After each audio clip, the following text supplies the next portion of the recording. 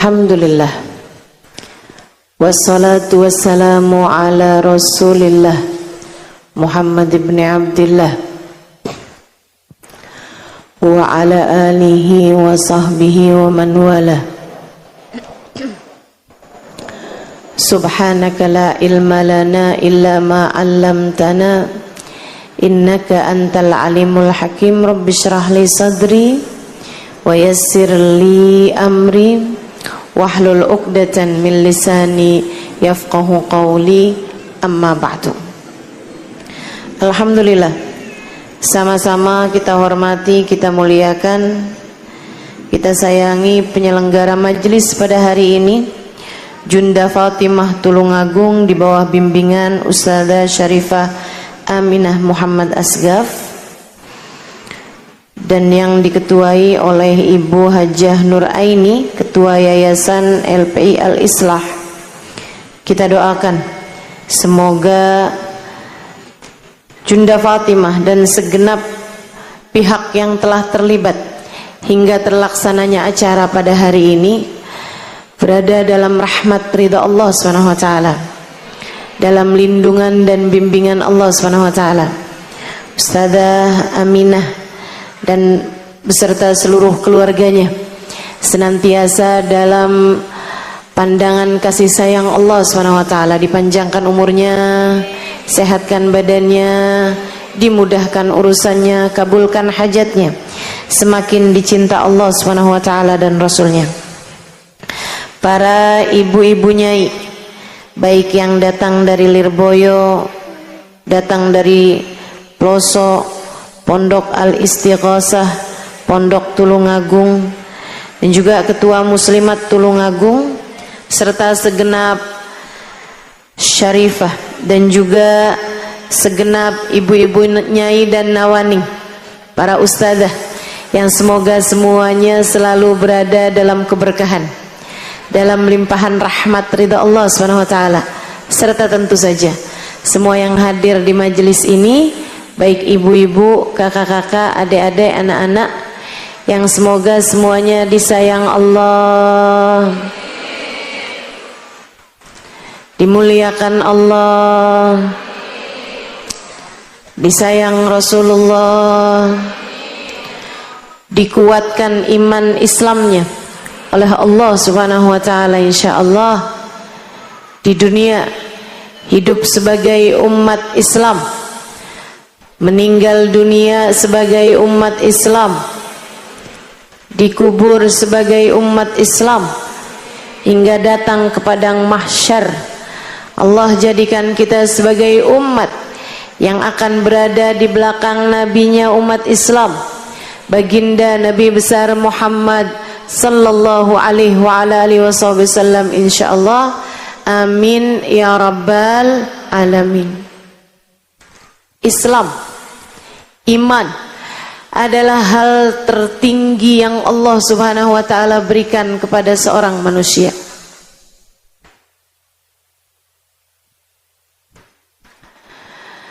Dan kita harus minta terus kepada Allah agar ditetapkan iman Islamnya. Ya muqallibal qulub, tsabbit qulubana ala dinik. Wahai zat yang membolak-balikkan hati, tetapkanlah hati kami senantiasa dalam keimanan kepadamu. Tadi yang dibaca zikirnya Habib Abu Bakar Asgaf, Gresik. La ilaha illallah al-mawjud fi kulli zaman, la ilaha illallah al-ma'bud fi kulli makan, la ilaha illallah al-madhkur bi kulli lisan, adalah merupakan bacaan-bacaan untuk tetapnya iman. La ilaha illallah al-mawjud fi kulli zaman, Tidak ada Tuhan kecuali Allah. Allah lah yang selalu ada di setiap waktu. Al-ma'bud fi kulli makan, yang disembah di setiap tempat. Binatang menyembah Allah SWT. Para malaikat menyembah Allah SWT. Hanya manusia dan jin yang kemudian menjadi terbawa hawa nafsu, mengikuti bisikan-bisikan setan hingga teralihkan dari keimanan. Bu, Kak, Dek, sebelum kita ada di atas muka bumi ini, ruh kita sudah Allah Subhanahu wa ta'ala ciptakan sebelum diciptakannya jasadnya Nabi Adam 2000 tahun. Alam durrah insaniyah, alam benih manusia, ciptakan semuanya. Semua manusia dari zaman Nabi Adam sampai zaman yang terakhir dicipta Allah Subhanahu wa ta'ala secara berbarengan. Jadi kalau bicara umur kita ini berbeda-beda kalau umurnya badan. Tapi kalau umurnya ruh kita sama nenek kita, ama kakek moyang kita tuh umurnya sebaya semua. Kamu sama cucu kamu umurnya sebaya. Umurnya ruh di alam durrah insaniyah. Saat itu Allah Subhanahu wa ta'ala mengumpulkan segenap ruh yang telah diciptakannya. Kemudian Allah bertanya kepada mereka, alastu birabbikum, bukankah aku adalah Tuhan kalian? Qalu bala. Semuanya menjawab, iya ya Allah, Engkau adalah Tuhan kami. Saya baca sebuah hadis, kalau saya tidak salah ingat, di kitab Al-Anwar Al-Muhammadiyah, yang mana guru saya Sayyidil Habib Umar bin Hafid mengatakan, ini karena saya yakin yang hadir di sini banyak perempuan-perempuan yang bisa baca kitab kuning, kitab gundul, saya sampaikan ini. Guru saya Sayyidil Habib Umar bin Hafid mengatakan, man arada nurun nabawi fa'alaihi bil anwaril muhammadiyah. Siapa yang kepengen dapat cahayanya Nabi Muhammad, pengen terang dengan cahayanya Nabi Muhammad, silahkan baca kitab Al-Anwar Al-Muhammadiyah. Saya baca di dalam kitab tersebut, sekali lagi kalau ingatan saya tidak salah ya, mohon maaf nih, bersama dengan usia yang semakin bertambah, memori juga sepertinya mulai melemah.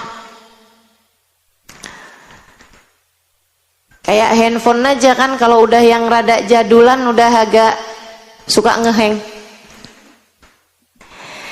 Di dalam kitab tersebut Nabi Muhammad menyampaikan salah satu hadis yang dikutip di kitab itu.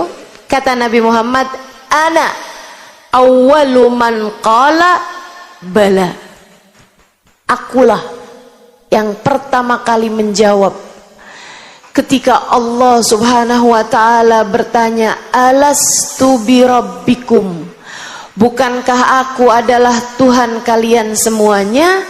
Yang pertama kali menjawab, bala wa rabbina, iya ya Allah, Engkau adalah Tuhan kami, adalah baginda kita Nabi besar Muhammad. Baru kemudian diikuti dengan seluruh umat manusia. Kamu ada di antara mereka. Ruh saya ada di antara mereka semuanya. Karenanya sejatinya semua manusia itu rohnya beriman. Itu naluri dasar manusia. Sebagaimana ada naluri bertahan hidup. Kita kalau lapar, kita akan berusaha bertahan hidup. Yang asalnya nggak suka klepon, depan saya ada klepon. Itu kalau udah lapar banget, asalnya nggak suka juga jadi suka. Makanya kalau bicara doyan nggak doyan, itu sebenarnya adanya di pikiran. Saya nggak doyan bakso, adanya di pikiran. Laperin 2 hari, bakso mana yang nggak dia makan? Naluri bertahan hidup. Semua manusia punya. Naluri melanjutkan keturunan. Makanya ada perempuan yang suka nungguin tetangganya lewat pas hari Jumat jam 11. Mau sholat Jumat nih biasanya. Itu berasal dari insting melanjutkan keturunan. Pengen nikah, pengen punya anak. Manusia normal punya itu. Punya itu. Yang paling tingginya adalah naluri iman. Itu sesuatu yang ada dalam setiap jiwa rohmu. Hanya saja kebanyakan di antara kita terhadap panggilan roh untuk kembali kepada keimanan, banyak di antara kita yang mengesampingkan panggilan tersebut, sibuk sama urusan belanja di Shopee.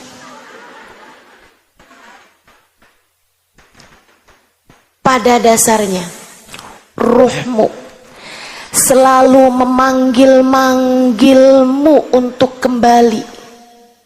Kembali kepada apa? Sebenarnya bukan kembali kepada apa, Bu, tapi kembali kepada siapa? Kembali kepada Bala wa Rabbina. Betul ya Allah, Engkau adalah Tuhan kami. Ruh kita memanggil untuk kembali kepada La ilaha illallah Muhammad Rasulullah. Ruhmu memanggil-manggil terus. Makanya ada yang bilang, Ustazah, kok saya belakangan gelisah ya? Kok saya nih beberapa tahun terakhir ini hati saya kayak hampa ya? Imamul Haddad menyebutnya sebagai ba'is. Meskipun banyak orang zaman sekarang menyebutnya sebagai anxiety. Kena mental. Saya sepertinya perlu healing. Bukan. Kamu bukan perlu healing. Kamu nggak perlu jalan ke sana kemari. Yang minta dipuaskan bukan badanmu. Yang minta disembuhkan bukan mata telingamu. Yang minta dibawa pergi bukan kakimu. Yang minta dibawa sebenarnya adalah rohmu. Dia memintamu untuk membawa ruhmu kembali kepada Allah, kembali kepada bala wa rabbina. Betul ya Allah, Engkau adalah Tuhan kami. Ruhmu rindu kepada Allah, ruhmu rindu kepada iman, ruhmu rindu kepada rasa saat ia menunduk dalam kepada Allah subhanahu wa ta'ala. Maka kalau ditanya, siapa orang yang hidupnya paling bahagia? Siapa? Jawabannya adalah hati yang selalu mengingat Allah Tuhannya. Yang paling bahagia hingga enggak kenal penyakit mental. Yang hidupnya paling bahagia hingga enggak terkena yang orang sebut sekarang, di zaman sekarang, fenomena zaman akhir yang biasa disebut dengan nama mental illness. Ini yang selamat dari hal-hal yang semacam ini adalah mereka yang hatinya tertambat, yang hatinya berlabuh kepada la ilaha illallah Muhammad Rasulullah. Merekalah yang Allah ceritakan dalam Al-Quran. A'udzu billahi minasyaitonir rajim. Alladzina amanu wa tatma'innu qulubuhum bidzikrillah. Ala bidzikrillahi tatma'innul qulub.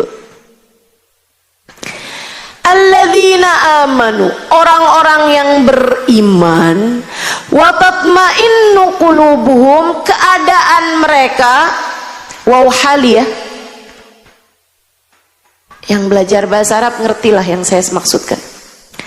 Alladzina amanu, orang-orang yang beriman, wa tatma'innu qulubuhum, keadaan mereka, hati mereka selalu tenang, selalu damai, bidzikrillah, karena mereka selalu mengingat Allah.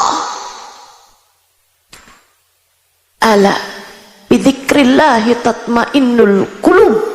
Ketahuilah, hanya dengan mengingat Allah, takdimul ma'mul, mendahulukan ma'mul daripada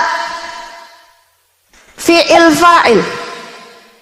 Ala bidzikrillah tatmainnul qulub, li fadilatil hasr, li faidatil hasr, mendahulukan keterangan daripada fi'il dan fa'il untuk memberikan faidah hasr, meringkas, punya arti hanya, enggak ada cara lain.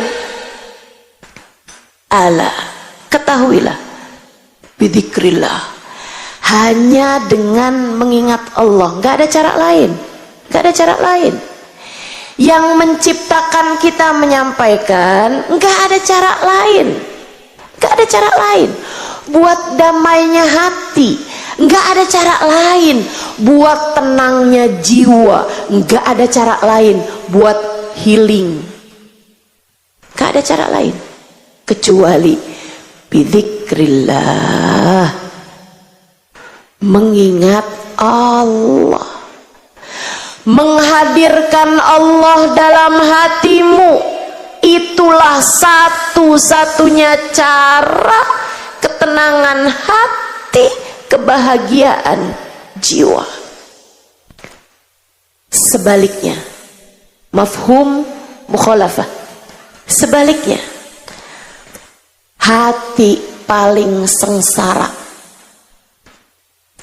jiwa paling menderita, rasa paling hampa ketika seorang manusia lupa dan lalai kepada Allah Tuhannya. Kamu merasa hidup kamu gelisah, kamu merasa hati kamu gak damai, kamu merasa panik terus-terusan, kamu pikir kamu kurang uang. Bukan, kamu bukan kurang uang, kamu kurang iman. Kamu pikir kamu perlu cinta manusia, kamu gelisah karena kamu merasa suamimu sudah tidak lagi mencintainya. Kamu pikir kegelisahan hatimu adalah karena ada cinta seseorang yang mulai masuk ke dalam hati suamimu. Bukan, Bu, saya bilang bukan. Dek, bukan. Kamu pikir kamu gelisah kesana kemari karena kamu berharap, nih kalau ada laki-laki yang mencintai saya pasti akan menjadi tenang, damai, hidup sudah akan berada di surga. Enggak. Saya kasih tahu, enggak. Hatimu gelisah mencari muara. Hatimu gelisah karena ingin kembali kepada sumbernya. Ruhmu kamu rasa berantakan. Hatimu kamu rasa berantakan. Kamu gak ngerti ini rasa apa sih? Kok saya bawaannya kepengen ngomong mulu? Kok saya bawaannya kepengen makan mulu? Kok saya bawaannya kepengen bergaul mulu? Saya kok gak bisa diam? Kenapa saya kelimpungan? Kenapa saya gelisah? Saya kasih tahu, masalahnya hatimu sedang rindu kepada Allah penciptamu. Hatimu berteriak-teriak, kembalikan aku, kembalikan aku. Tapi suara bisingnya hatimu kamu tekan terus-terusan hingga melahirkan rasa yang tidak menentu, hingga membuat kamu nggak tahu. Makanya kenapa Ustazah, kenapa saya berasa tenang di majelis ilmu?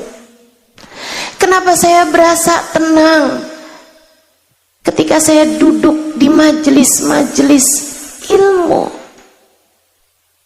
Karena ruhmu sedang dipandu, hatimu sedang dibimbing menuju yang selama ini dia rindu. Hatimu rindu Allah, jiwamu rindu bala warabbina.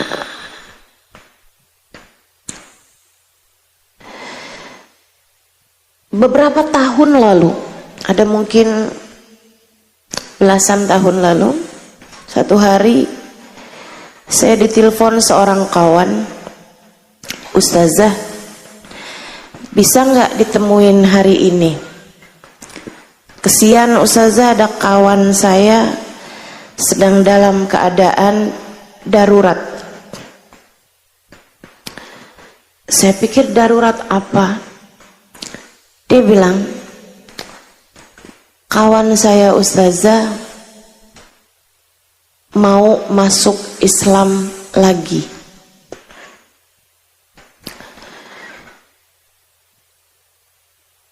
Maksudnya gimana, saya bilang. Dia pengen masuk Islam lagi Ustazah. Ceritanya panjang dah Ustazah. Biarin nanti dia cerita sendiri mau Ustazah. Kapan Ustazah bisa ditemui dan di mana? Karena saya kesian, saya tahu rasanya hati ketika ingin segera kembali, kegelisahan yang luar biasa. Saya hari itu sedang ada kajian. Saya kasih tahu pagi di sini, siang di sini, ada kajian sore waktu itu. Terus dia bilang, baik Ustazah, biar dia ketemu Ustazah di kajian sore hari ya, di sebuah masjid di daerah Jakarta Pusat. Saya bilang boleh, tapi boleh nggak dia kalau datang pakai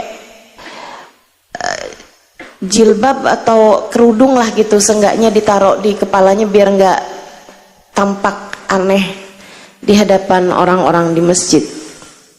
Dia bilang baik Ustazah, saya sampaikan. Saya nggak tahu dia pinjem kerudungan siapa, tapi hari itu kayak celana panjang, pakai blazer, pakai jas kerja gitu, dia datang sesudah saya kajian sore itu. Dia cerita, dengerin biar kamu ngerti keadaan jiwamu, biar kamu kenal sama dirimu. Dia bilang, Ustazah, saya punya suami, saya punya anak, semua keadaan baik-baik aja. Saya punya pekerjaan mapan, saya punya cukup uang, saya punya rumah, saya punya cukup tabungan. Dia bilang, tapi Ustazah, belakangan ini saya hampir beberapa bulan ini nggak bisa tidur kecuali dengan minum obat tidur. Air mata saya Ustazah kayak ada kerannya. Mata saya kayak ada kerannya. Tiap lihat orang nangis, tiap lihat anak saya nangis, tiap apa nangis, saya gelisah enggak karuan. Sampai suami saya bawa saya ke gereja Kristen mereka ya. Dia bilang bawa saya menuju ke orang-orang yang diharapkan bisa menyembuhkan, dari mulai psikolog, psikiater. Gak ada Ustazah, gak ada yang berhasil. Dia bilang, tapi ada satu waktu saya nangis. Saya kadang Ustazah kalau nangis sampai meringkuk di lantai. Suami saya itu sampai gak tega gitu ngelihat saya. Dia bilang, yuk bangun, naik tempat tidur deh, naik ke tempat tidur. Saya nangis gelisah setengah mati. Saya teriak. Saya nggak ngerti apa yang terjadi sama diri saya. Saya sampai bilang sama suami saya, bawa deh saya kemana, sembuhkan saya. Dia bilang, suami saya bawa saya kesana kemari. Tapi nggak ada yang berhasil. Satu hari Ustazah, saya lagi duduk di sofa, gelisah, saya nangis terus. Saya nggak ngerti apa yang terjadi sama saya. Saya kemudian mulai berdoa, Tuhan selamatkan saya, selamatkan saya, kasihani saya. Dia bilang kemudian saya teringat dengan satu bacaan dan saya mulai membacanya. Bacaannya begini, Bismillahirrahmanirrahim. Qul huwallahu ahad, Allahus samad, lam yalid walam yulad, walam yakullahu kufuwan ahad. Saya ulangi bacaan itu terus, dan saya nggak ngerti kenapa. Tiba-tiba hati saya damai, pikiran saya tenang, dan itulah kali pertama saya jatuh tertidur tanpa meminum obat sesudah berbulan-bulan lamanya. Saya tanya sama dia, kok kamu hafal surat Al-Ikhlas? Dia bilang, orang tua saya menikah beda agama, Ustazah. Ibu saya Islam, bapak saya Kristen. Dia bilang di masa kecil mereka menikah dengan agama Kristen, jadi kebawa nih ya yang Islamnya. Dia bilang tapi di masa kecil orang tua saya pisah, bercerai. Di saat bercerai itu ibu saya kerja, bapak saya kerja, saya dititipkan ke rumah neneknya ibu yang adalah seorang yang Islam. Jadi di masa kecil saya bahkan disekolahkan TPA.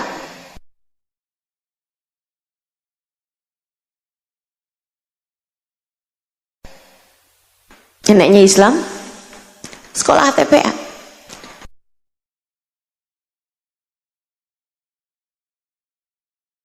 Belajar ngaji.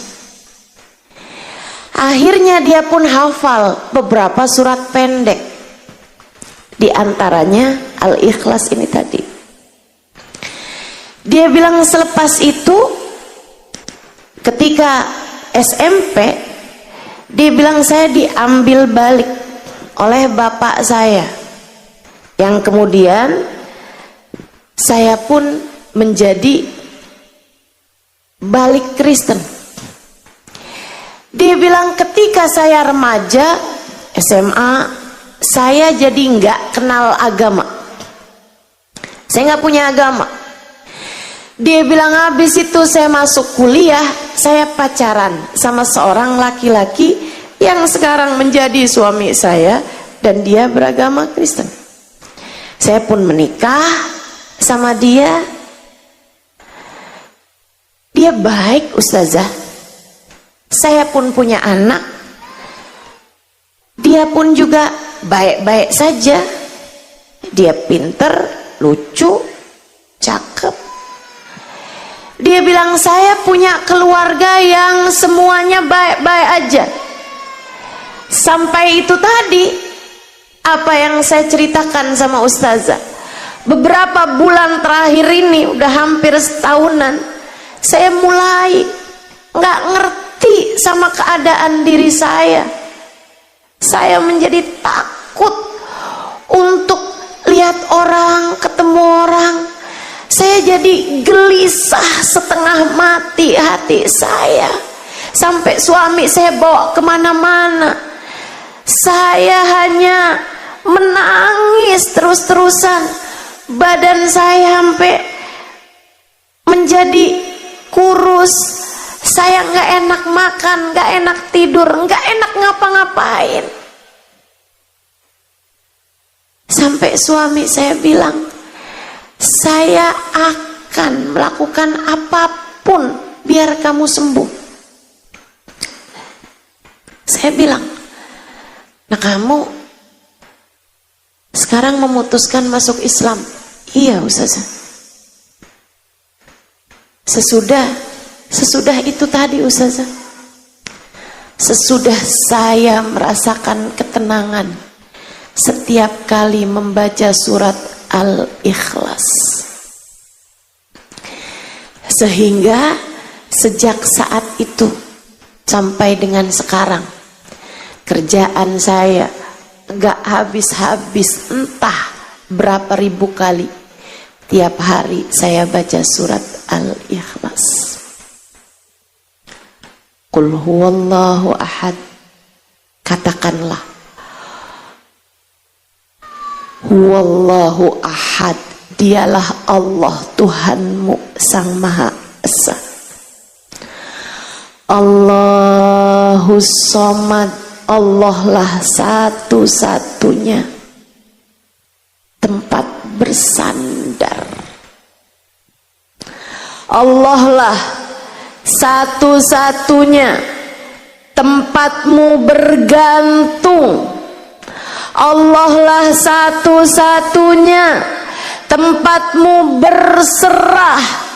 Lam yalid walam yulad, ia tidak beranak dan tidak pula diperanakkan. Walam yakullahu kufuwan ahad, tak ada sekutu baginya, dialah satu.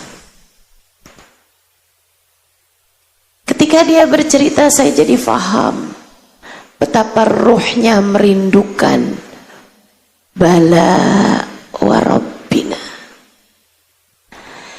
Saya faham betapa hatinya merindukan la ilaha illallah. Saya faham betapa jiwanya merindukan iman. Saya tanya sama dia, kalau kamu kembali kepada Islam, suami kamu bagaimana? Ustazah, saya udah tanya ini sama suami saya. Dia bilang, saya nggak bisa bantu kamu apa-apa. Jika itu bisa membuat kamu merasakan kembali kedamaian hatimu, silahkan saja. Dia udah sangat kesian sama saya, Ustazah. Tapi saya bilang sama dia, kalau kamu balik Islam, kamu menjadi fasad nikahnya sama suami kamu. Iya Ustazah, itu juga sudah saya sampaikan padanya. Tolonglah saya Ustazah, kembalikan saya kepada Islam. Saya sudah tidak sanggup lagi untuk jauh dari Allah. Saya sudah tidak sanggup lagi untuk hidup tanpa iman. Saya pun minta dia untuk ulurkan tanganmu, ucapkan asyhadu an la ilaha illallah wa asyhadu anna Muhammad Rasulullah. Biar kamu tahu, saya ceritakan ini biar kamu tahu, biar kamu ngerti. Saat hatimu gelisah, bukan selalu jalan keluarmu adalah buka aplikasi belanja. Biar kamu tahu, hari-harimu itu ketika kamu lagi merasa nggak tenang, ketika kamu lagi merasa kenapa nggak enak perasaan, ketika kamu lagi merasa dongkol, marah, kesel, nggak selalu jawabannya adalah kamu jalan-jalan, kamu bergaul, kamu ketemu si ini, kamu ketemu si itu, atau buru-buru kamu buka YouTube, kamu buka apapun HP-mu misalnya. Nggak gitu. Buru-buru kamu nonton sinetron yang kamu inginkan. Nggak selalu itu. Terkadang jawabannya adalah kembali kepada hatimu, kemudian mulai memanggil namanya. Ya Allah, Ya Allah, Ya Allah. Terkadang jawabannya adalah kembali kepada jiwamu, kemudian berkata padanya, tenang hati, kita punya Allah. Tenang jiwa, kita punya Allah. Sebut namamu. Tenang Halimah, kita punya Allah. Tenang, kita punya Allah. Pemilik alam semesta jagat raya, pengatur segala kehidupan di atas muka bumi ini. Remote-nya, kendalinya, dia yang pegang. La mani alima a'taita wala mu'tiya lima mana'ta wala radda lima qadaita wala yanfa'u dzal jaddi minkal jadd. Tak ada yang dapat memberi ketika Allah menghalangi. Tak ada yang dapat menghalangi ketika Allah hendak memberi.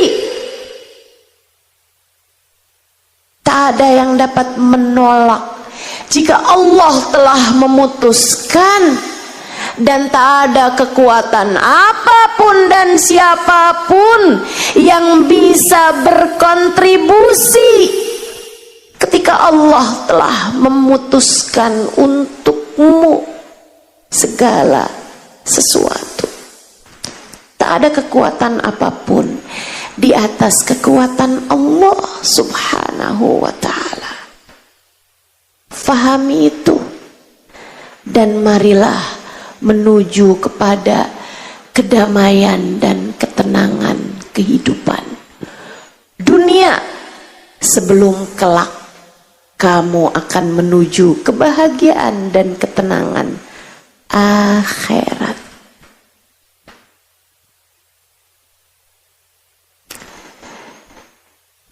Saudaraku sekalian, setahun lalu saya ada pergi ke Jepang, menghadiri undangan dari kawan-kawan kita yang ada di sana. Ada satu majelis, kalau saya nggak salah ingat, di Osaka.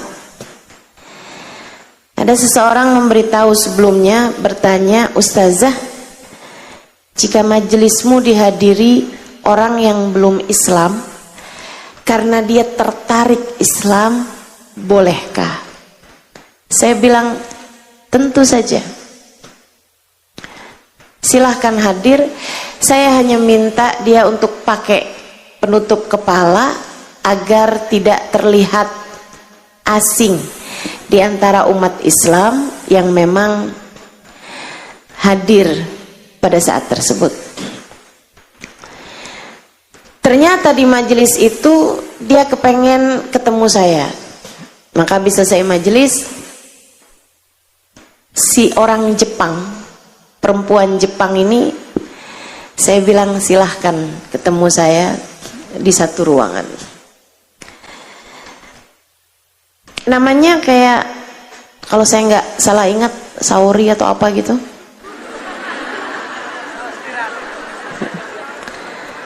Iya ya. Cuman waktu pertama kali dengar namanya tuh saya nggak ketawa karena saya nggak tahu itu nama merek.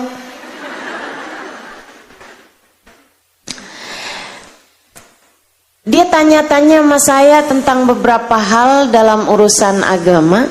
Saya jawab. Kemudian saya tanya sama dia, putih, sipit, Jepang. Saya tanya sama dia, jadi kamu tertarik sama Islam? Dia bilang, kamu percaya sama Allah? Kamu percaya bahwa Allah mengutuskan seorang manusia penyampai agama ini bernama Nabi Muhammad? Iya. Saya bilang, kalau gitu kamu sebenarnya udah Islam. Kamu sebenarnya udah Islam, cuman kamu kurang syahadat aja gitu. Gimana kalau saya syahadatkan kamu gitu? Dia sepertinya tertarik, tapi dia bilang, cuman masalahnya saya pasti bakalan ditentang sama orang tua saya. Sementara Islam kan nyuruh kita bakti sama orang tua, bukan? Saya bilang iya. Terus gimana caranya? Saya bilang, kamu masuk Islam aja, tapi kamu nggak perlu kasih tahu orang tua kamu. Emang boleh begitu? Boleh. Islam soal rasa hati, Islam soal iman, dan iman letaknya di dalam hatimu. Tapi kan kita harus sholat, tapi kan kita harus tutup aurat.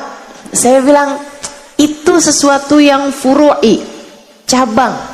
Nggak apa-apa, yang penting pokoknya aja dulu, Islam aja dulu. Tapi di masa-masa ini, sebelum kamu kasih tahu orang tua kamu bahwa kamu masuk Islam, kamu hanya perlu untuk semakin baik sama orang tua kamu, sebab Allah menyuruh kamu begitu. Kamu harus tambah bagus ngomongnya sama orang tua, tambah baik sikapmu sama orang tua, tambah sayang sama orang tua, harus tambah lebar senyum kamu di hadapan orang tua. Oh begitu? Iya. Sampai nanti kalau satu hari orang tua kamu tahu kamu Islam, kamu hanya perlu bilang, ibu, bapak, sebenarnya saya sudah Islam dari setahun yang lalu. Dan bapak ibu tentu tahu bahwa Islam menjadikan saya semakin baik kepadamu. Saya yakin saat itu mereka sudah tidak akan lagi keberatan dengan agama baru kamu. Oh begitu ustazah, baiklah. Teman-teman, saya pun mentalkinkan dia untuk masuk ke dalam agama Islam. Dan ini yang saya mau cerita sama kamu. Saya pegangi tangannya, saya minta dia ikutin saya. Asyhadu, asadu,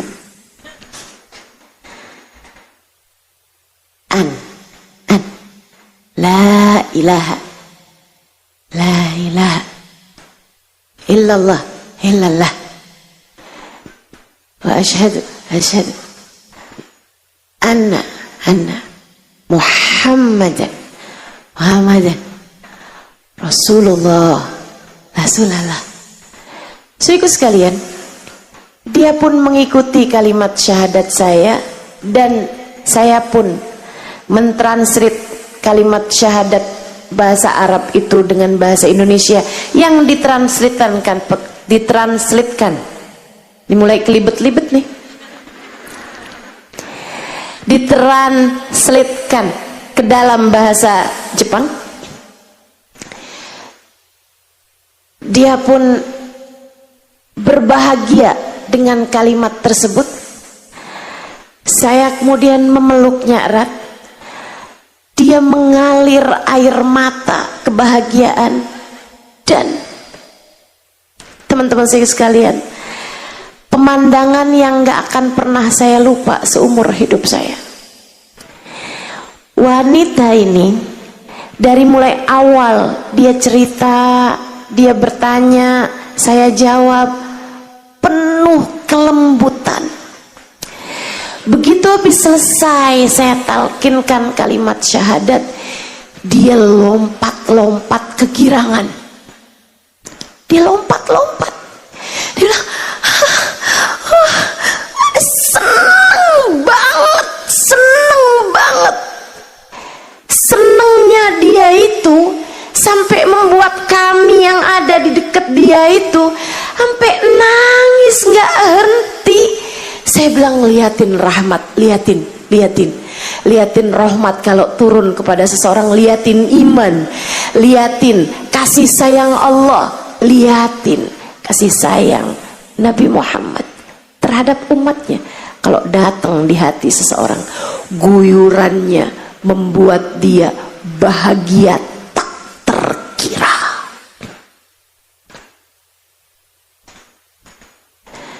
Makanya saya nggak aneh sama kamu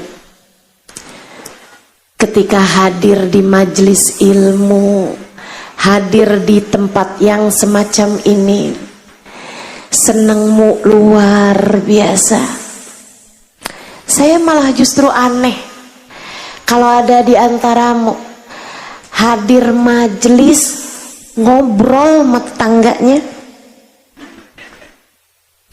sibuk sama HP-nya. Saya aneh. Kesiannya hatimu bahkan sampai udah enggak tahu lagi rasanya rahmat. Kesiannya bahkan hatimu udah enggak kenal lagi sama rasanya guyuran cinta dari Allah Subhanahu wa ta'ala. Kamu sampai udah nggak kenal lagi. Saya nggak aneh kalau di majelis ada yang senderan, kemudian terkantuk ketiduran. Bisa jadi rahmat yang turun sampai membuat lehermu berat. Bisa jadi Allah menyebutnya amanatan nu'asan, amanatan nu'asan yang syata'ifatum minkum. Kata Allah Subhanahu wa ta'ala, terkadang Allah menyebut kantuk sebagai sebuah kedamaian. Orang kalau nggak damai hatinya nggak bisa tidur.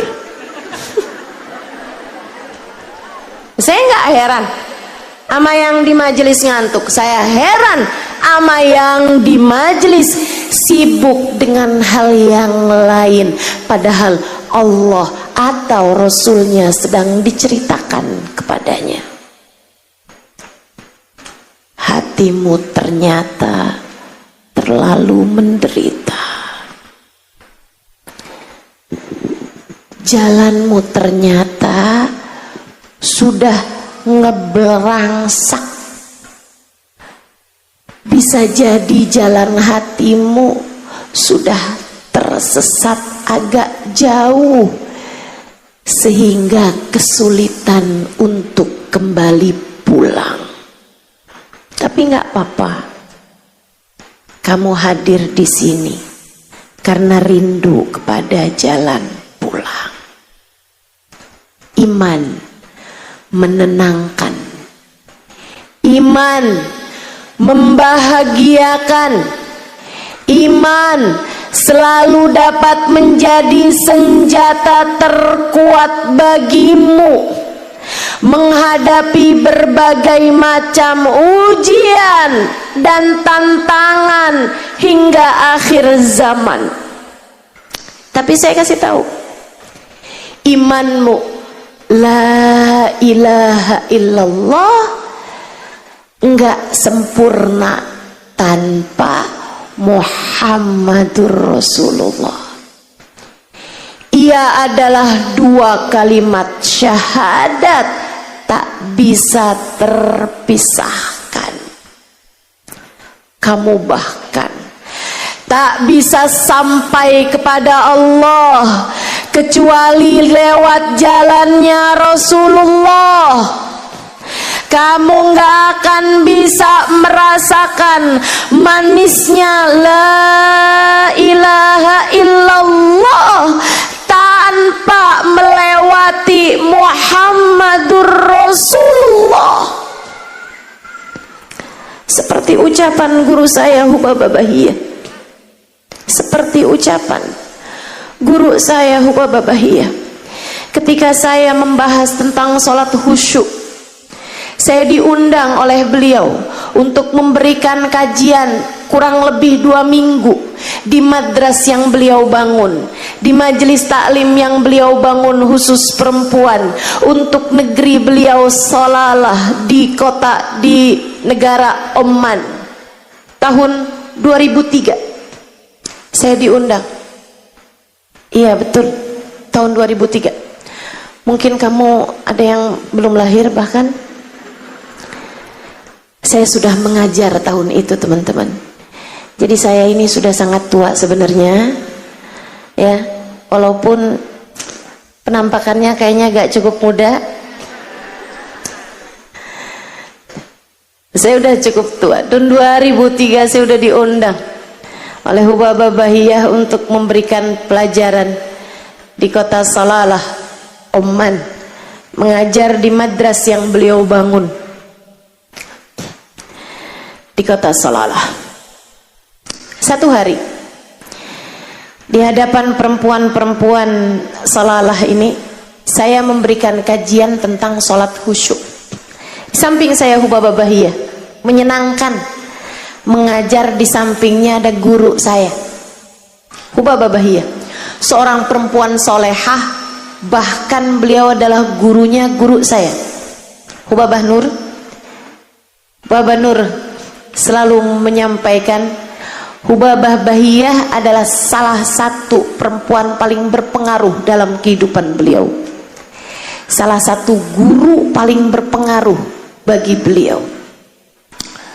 Samping saya Hubabah Bahiyah, dulu Habib Abdul Qadir bin Ahmad Asgaf Jeddah, salah satu ulama terkemuka pada zamannya, yang bahkan diyakini sebagai salah satu wali min auliyaillah pada masa tersebut, meninggal dunia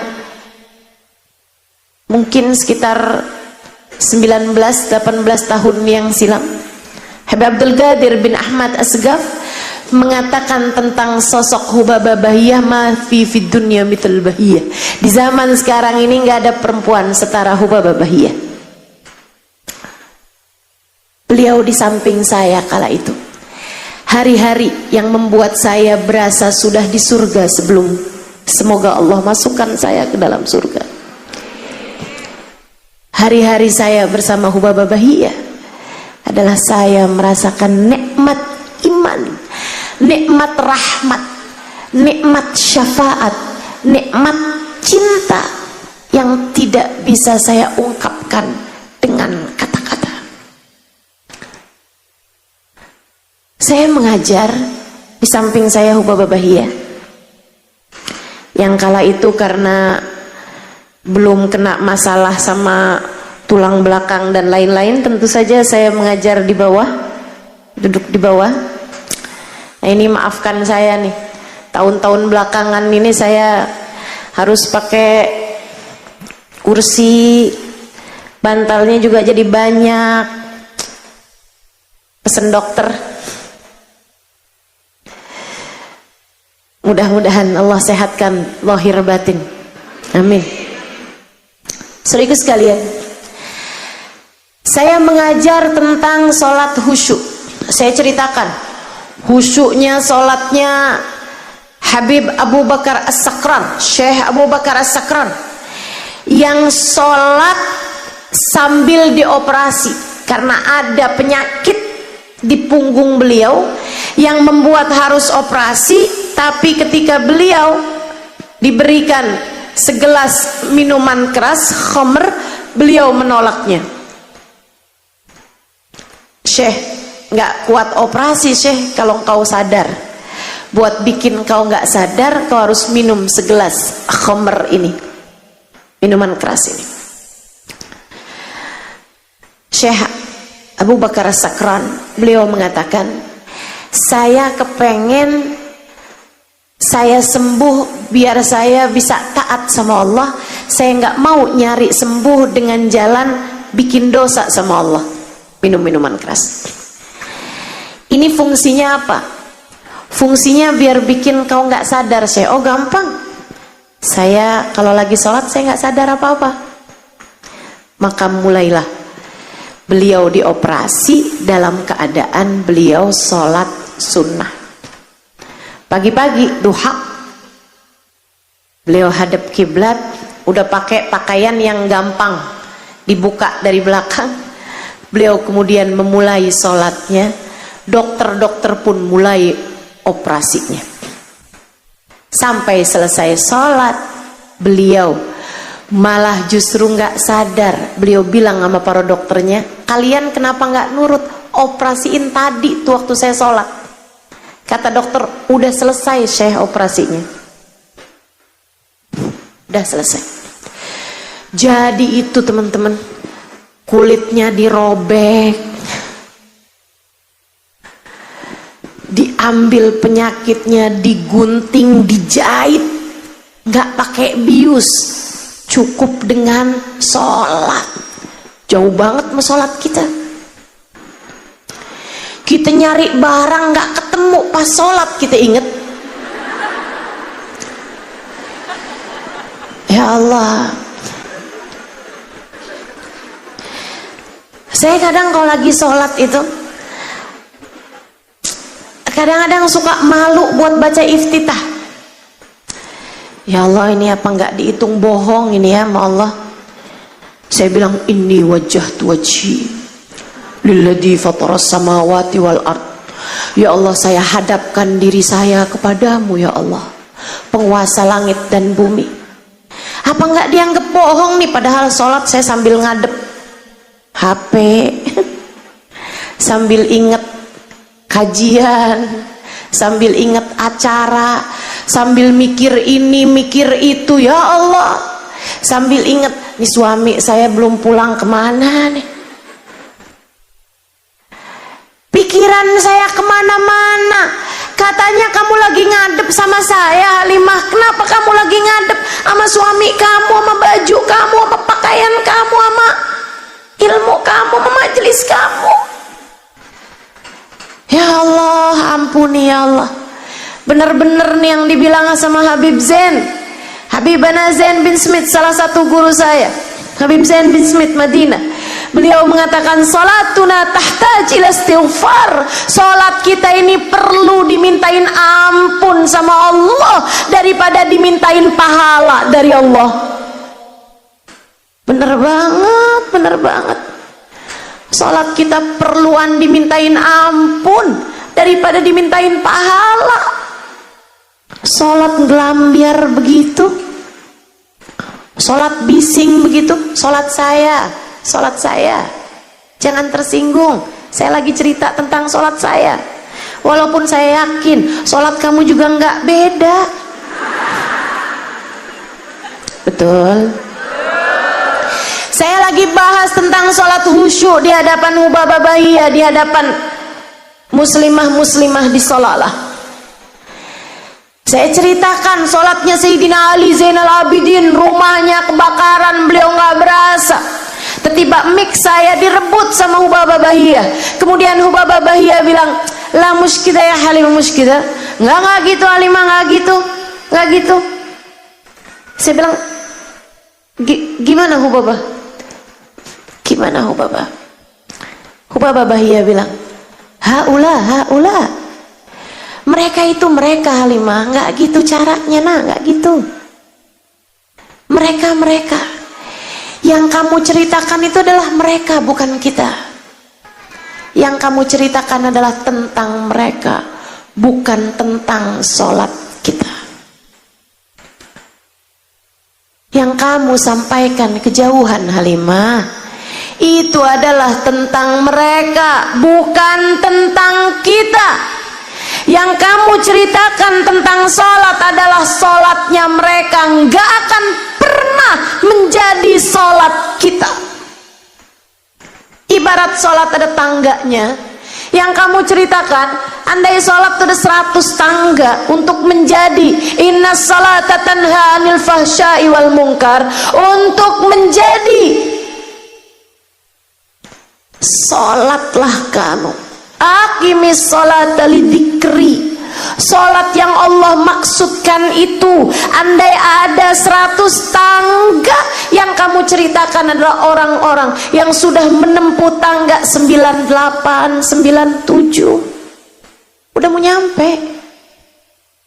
Sementara kita ini naik di tangga 3, naik di tangga 4, kemudian merosot lagi ke tangga 2, kejauhan. Kita akan tetap sholat. Nah, kita akan tetap sholat. Sholat adalah kewajiban antara kita dengan Allah Subhanahu wa ta'ala. Kita nggak akan tinggal sholat. Sholat fardu, sholat sunnah, kita akan tetap kerjakan.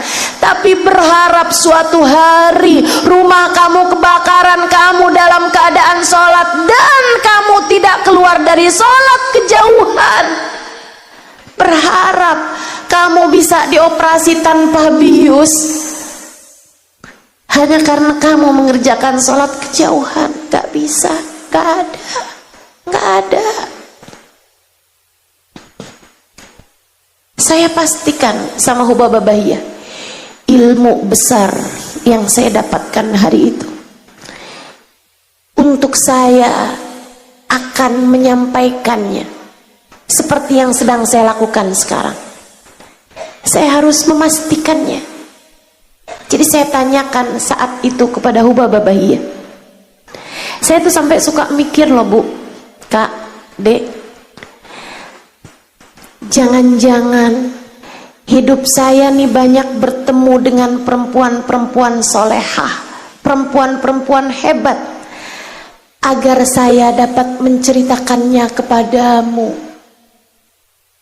Jangan-jangan Allah pertemukan saya dengan orang-orang hebat, laki-laki dan perempuannya, para wali-wali, para ulama-ulama yang luar biasa, arifin billah, orang-orang yang kenal kepada Allah, arifin bi Rasulillah, orang-orang yang kenal dekat dengan Nabi Muhammad, adalah karena rahmatnya Allah kepadamu,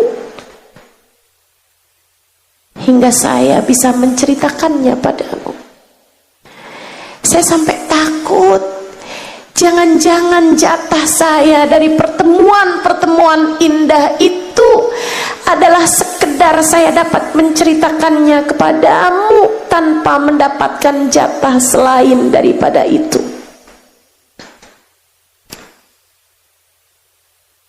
Doakan biar saya nggak kehalangan berkah dari orang-orang mulia yang saya temui dalam hidup saya. Hari itu saya memastikannya kepada Hubabah Bahiyah. Saya bilang, Hubabah, jadi maksudmu kita nggak bisa sampai kepada Allah dengan sholat kita? Iya, kata beliau, kita lan nasil ilallah bisolatina.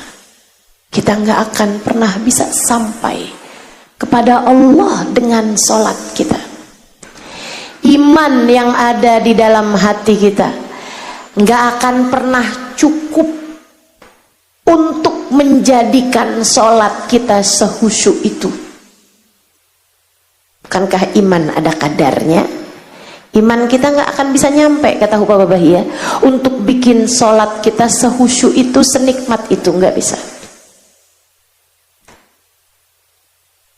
Bukan karena sholatnya nggak bisa nyampein orang kepada Allah, bukan, tapi kitanya yang nggak akan bisa meraih kehusyuan sholat sehingga sampai bisa memastikan kita tiba sampai kepada Allah. Usul ilallah bisolatina, enggak.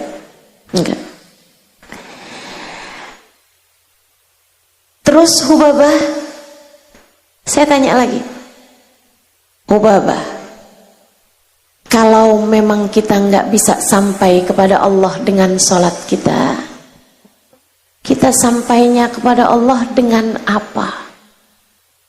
Apa nih yang bisa jadi tali menyampaikan kita kepada Allah? Apa nih sambungan, link yang bisa bawa kita kepada Allah Subhanahu wa ta'ala? Hubabah Bahiyah tersenyum. Arifah billah, arifah bi Rasulillah, orang dengan tingkat keimanan yang luar biasa ini mendidik saya, mendidikmu, umat zaman akhir. Beliau beliau mengatakan, ya Halimah, ma'ana nabi ya khair nabi. Wahai Halimah, alhamdulillah nak, kita punya Nabi Muhammad, seindah-indah Nabi, andalan kita, aqrabun nas ilallah, manusia paling terdekat dengan Allah, orang dalam kita di sisi Allah, manusia paling tercinta di sisi Allah. Dia adalah seseorang di tingkat tertinggi kedekatan dengan Allah, manusia dengan tingkat keimanan paling tinggi di sisinya. Wasilah kita ilallah, perantara kita kepada Allah, jalan kita kepada Allah. Saya ingat ucapan Sayyidina Syekh Abdul Qadir Al-Jailani, tuftu masyarikal ardi wa maghariba, durtu masyarikal ardi wa magharibiha, fama ajid baban lil wusuli ilallah ghaira babi sayyidina Muhammad. Saya berputar, saya mengelilingi bumi dari barat hingga timurnya. Saya tidak mendapati pintu untuk bisa sampai kepada Allah selain pintunya Nabi Muhammad, selain pintunya Nabi Muhammad. Ya Imam ar-Rusli sanadi anta babullah wa fi dunyaya akhirati ya Rasulullah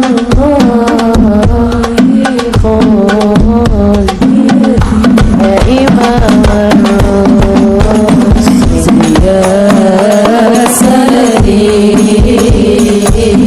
anta babullahi mu'tamadi fa bidunyaya wa akhirati ya Rasulallahi khudh biyadi. Ya Imam ar-Rusli, wahai pemimpin para rasul, ya sanadi, wahai harapan kami, pegangan kami. Ya Imam ar-Rusli ya sanadi, anta babullah, engkau adalah pintu menuju Allah. Mu'tamadi, engkau adalah sandaran kami, harapan kami. Fa fi dunyaya wa akhirati, maka untuk duniaku dan untuk akhiratku ya Rasulullah, wahai Nabi Muhammad, khud biyadi, tolong selamatkan aku, ambillah uluran tanganku, aku tenggelam tanpamu. Hubabah Bahiyah bilang, alhamdulillah Halimah, kita punya Nabi seindah-indah Nabi, manusia terdekat di sisi Allah, manusia yang telah sampai kepada Allah. Dia penuh cinta, dia penuh sayang kepada kita umatnya. Kamu hanya perlu terus-terusan memanggil-manggilnya. Kamu hanya perlu terus-terusan mengetuk-ngetuk pintunya. Kalau kamu terus melakukannya dalam hidupmu, dia kelak akan menaruh rasa padamu. Dia akan membukakan pintu untukmu. Jika itu terjadi, akan diraihnya uluran tanganmu, dibawanya kamu menuju Allah. Cara kita sampai kepada Allah, cara kita, iman kita bisa raih lewat Rasulullah. Karena la ilaha illallah tak akan bisa dianggap kecuali dengan Muhammadun Rasulullah. Dan saya adalah santri yang baik. Saya pembelajar yang baik. Saya belum tentu jadi ustadzah yang baik, tapi ketika saya jadi santri yang baik. Saya pun bertanya kembali kepada Hubabah Bahiyah.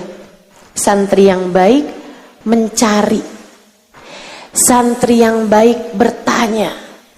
Santri yang baik meraih pemahaman ilmu hingga tak tersisa ruang untuk ragu. Hubabah, bagaimana cara saya mengetuk-ngetuk pintu Rasulullah?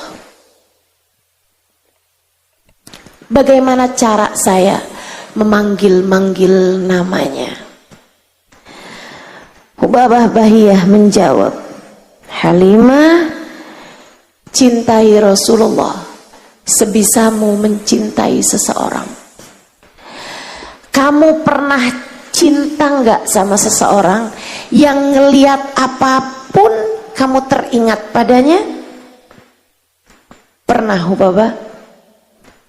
Lakukan itu kepada Rasulullah.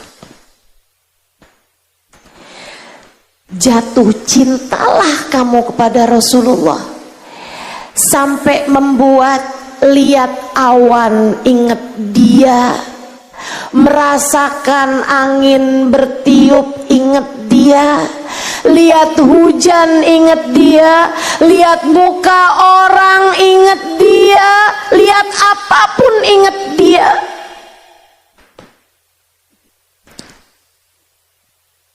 Saat melihat awan, kamu ingat awan itu dulu selalu menaungi setiap kali Nabi Muhammad berjalan.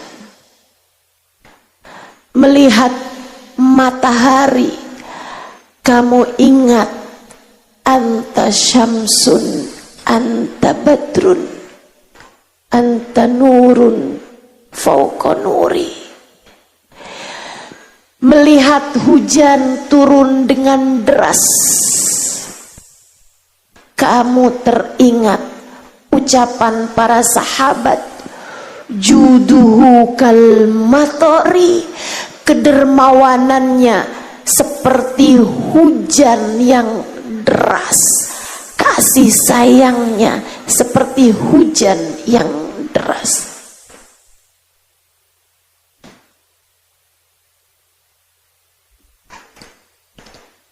Halimah, rindui Nabi Muhammad sebisamu merindukan seseorang.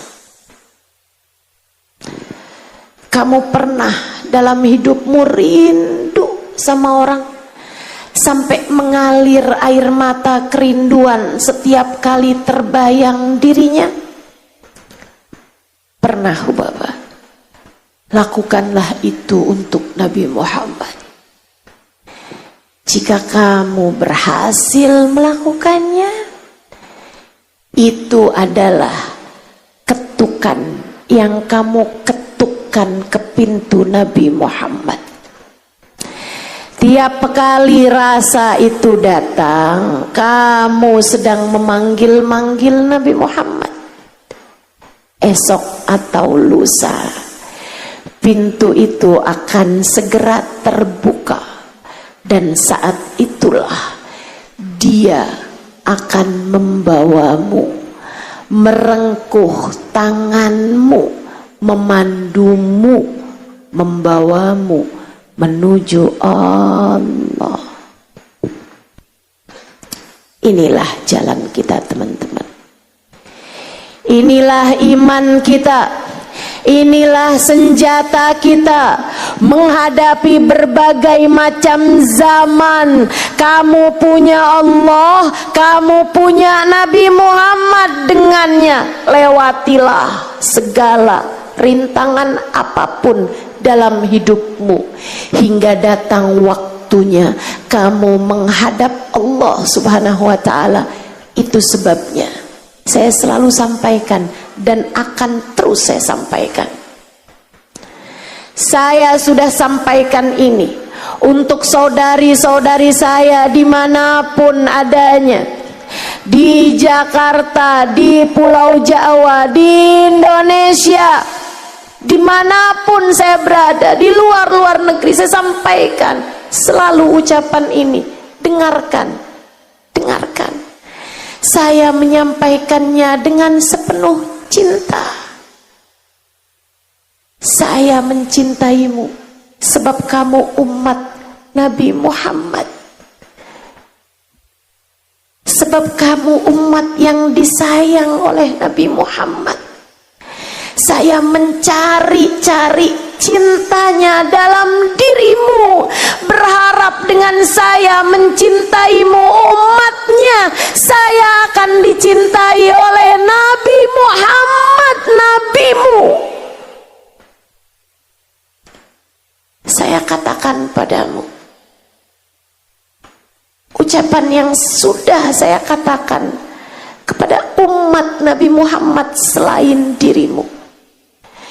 Jangan berani mati tanpa bawa cinta kepada baginda Nabi.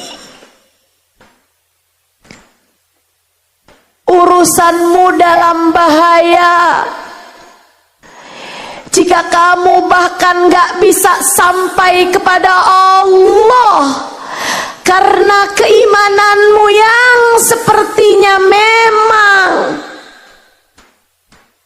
Tentu iman kita bermasalah, teman-teman. Tentu saja. Jika kita tidak bisa sampai kepada Allah dengan keimanan kita, dengan sholat kita, dengan ibadah kita, dengan la ilaha illallah yang kita punya, sekurangnya semoga kita bisa sampai kepada la ilaha illallah berkat Muhammad Rasulullah. Jangan berani mati tanpa membawa cinta kepada baginda Nabi. Tanyakan cinta di hatimu sudah sampai mana. Ia adalah bekalmu, seindah bekalmu yang paling bisa kamu harap sebagaimana saya. Seindah bekal yang saya punya, semoga diterima cinta saya padanya. Jangan berani mati tanpa bawa cinta kepada baginda Nabi. Cintai Nabi Muhammad, belajar, terus belajar buat bisa punya rasa cinta kepada baginda Nabi.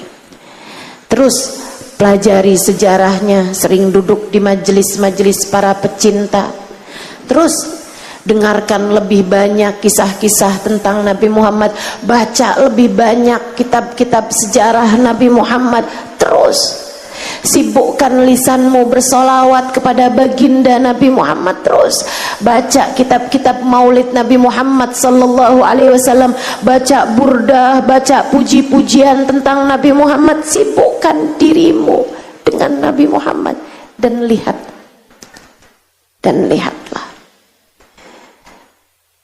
hingga kamu merasakan uluran tanganmu diterima olehnya, hingga kamu merasakan panggilanmu kepadanya telah ia jawab, hingga kamu merasakan ucapanmu, ya Rasulullah khud biyadi, kamu merasakan ia telah datang,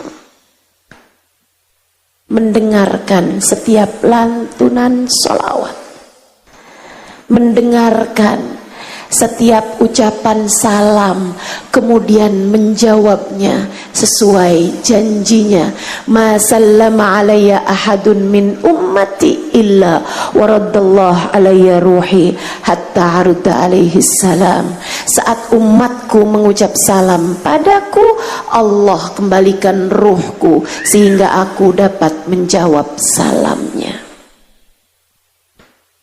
Kita tutup majelis kita dengan kita membaca sholawat kepada Nabi Muhammad.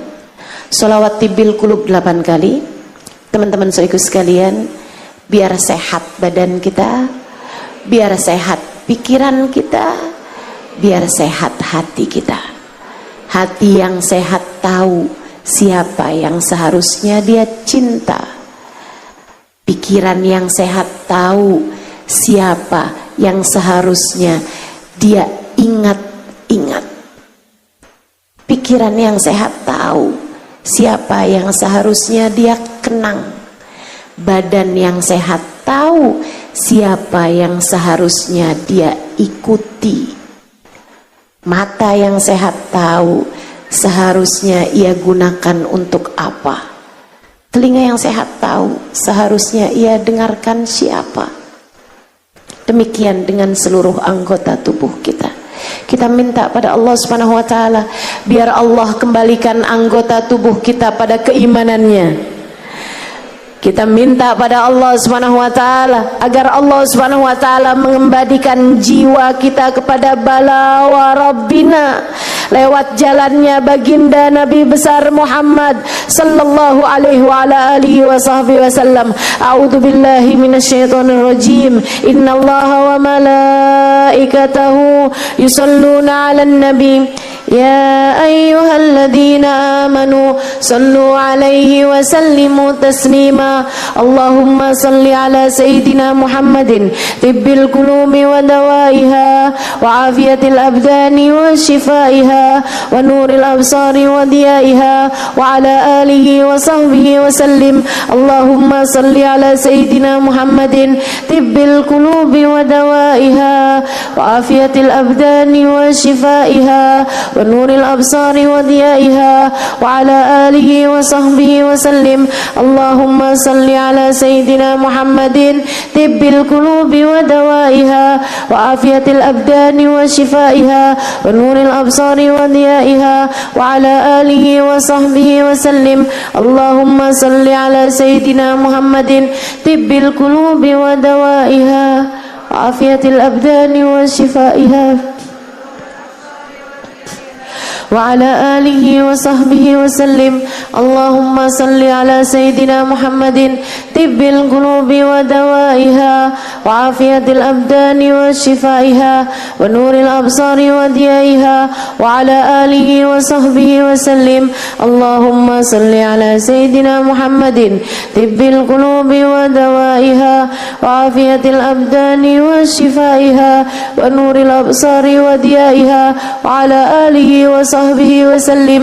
اللهم salli ala sayyidina Muhammadin tibbil qulubi wa dawaiha wa afiyatil abdani wa shifaiha wa nuril absari wa diyaiha wa ala alihi wa sahbihi wa sallim. Allahumma salli ala sayyidina Muhammadin tibbil qulubi wa dawaiha wa afiyatil abdani wa shifaiha wa nuril absari wa diyaiha wa ala alihi wa sahbihi wa sallim. Al-Fatihah biniyati syifaa ajilan syifaan la yughadiru saqaman wala alama.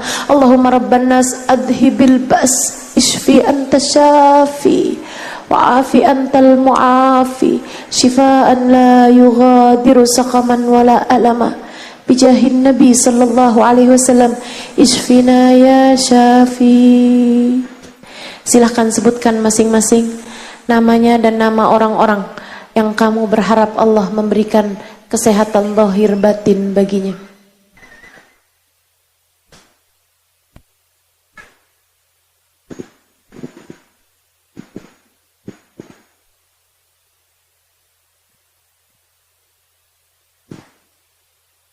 Wa ila hadratin Nabi al-Fatihah. A'udzu billahi minasyaitonir rajim.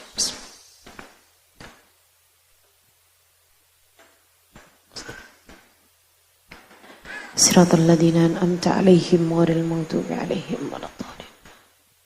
اللهم بحق الفاتحة برمة الفاتحة بركة الفاتحة تفتح لنا أبواب الخير تؤمن لنا مؤاملة أهل الخير تكفينا من جميع الفتن والمهن بؤس وضير إنك ولي كل خير متفضل بكل خير برحمتك يا أرحم الراحمين. اللهم إنا نسألك من العقول أوفارها ومن الأذهان أسفاها ومن الأعمال أزكاها ومن الأخلاق أطيبها ومن الأرزاق أجزلها من العافية أكملها من العافية أكملها من العافية أكملها من الدنيا خيرها ومن الآخرة نعيمها بحق سيدنا محمد صلى الله عليه وسلم. يا مقلب القلوب ثبت قلوبنا على دينك وتوفنا على ملتك. يا محول الأحوال حول حالنا إلى أحسن الحال وعافنا من أحوال أهل الضلال وفعل الجهال. Ya Allah, pandanglah yang hadir di majelis ini dengan pandangan kasih sayang-Mu. Sehatkan semuanya ya Allah. Sehatkan semuanya ya Allah. Sehatkan hatinya. Bukankah hati yang sehat tahu siapa yang seharusnya dia cinta? Bukankah hati yang sehat tahu cinta seharusnya untukmu dan untuk kekasihmu Sayyiduna Muhammad? Ya Allah, sehatkan hati kami, angkat darinya ya Allah segala penyakit-penyakit kami ya Allah. Angkat dari hati kami kesombongan, angkat dari hati kami iri dengki, angkat dari hati kami cinta kepada dunia, angkat dari hati kami cinta kepada manusia yang menghalangkan hati kami dari mencintaimu dan mencintainya. Ya Allah, sehatkan mata kami, biar mata kami sehat dari segala dosa-dosanya ya Allah. Biar hati kami enggak seneng lihat yang haram ya Allah. Bukankah mata yang sehat kelak Kau akan izinkan berjumpa dengan Nabi Muhammad? Sehatkan seluruh anggota tubuh kami ya Allah. Ya Allah, hidupkan kami dengan keimanan, matikan kami dengan keimanan. Ya Allah, hidupkan kami dalam keadaan baik, matikan kami dalam keadaan baik. Kelak di akhirat kumpulkan kami dengan manusia terbaik, baginda kami Nabi besar Muhammad sallallahu alaihi wasallam.